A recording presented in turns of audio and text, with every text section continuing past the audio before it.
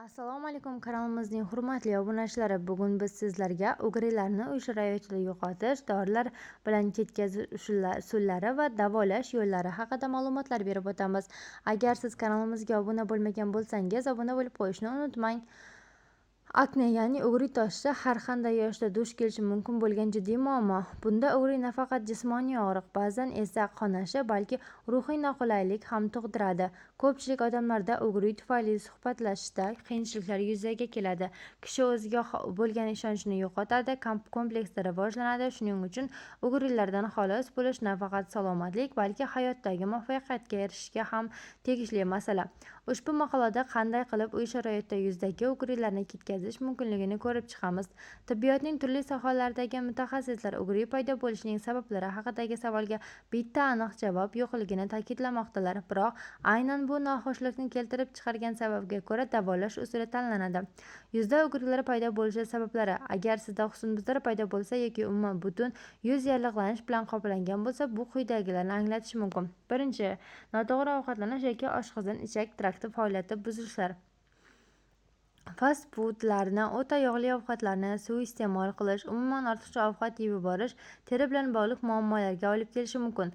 Bundan tashqari, o'g'riy tosh shubi gastroenterologga tashrif buyurish o'rinli sababdir. Chunki u oshqozon yarasi, gastrit, xolestit va disbakterioz mavjudligini ko'rsatishi mumkin.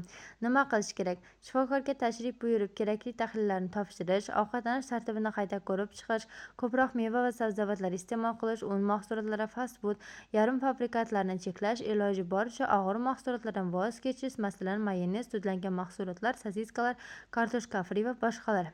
Ikkinchi, terini noto'g'ri parvarish qilish. Teringiz turiga mos kelmaydigan kremlarni qo'llash, noto'g'ri tozalash, pardozni suiiste'mol qilish – bularning barchasi yoqimsiz o'g'riy chiqishiga olib kelishi mumkin. Erkaklarda o'g'riy toshi ba'zi soqol olish uchun ko'piklar tomonidan chaqirilgan bo'lishi ham mumkin.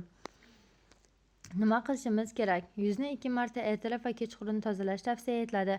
Hech qachon dangasa bo'lmang va har doim yotishdan oldin pardozni yuvib tashlang.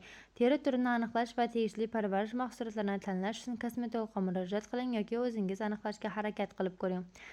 Agar sizda hozirda husnbuzarlar mavjud bo'lsa, yuz terisini uy sharoitida tozalashga harakat qilmang. Bu terining shikastlanishiga va yallig'lanishning kuchayishiga olib kelishi mumkin. Uchinchi, gormonal buzilishlar. O'smirlik davrida va kattalikda o'g'riy paydo bo'lishining eng tarqalgan sabablaridan biri hayz vaqtida, homiladorlikdan so'ng yoki boshqa holatlar tufayli gormonal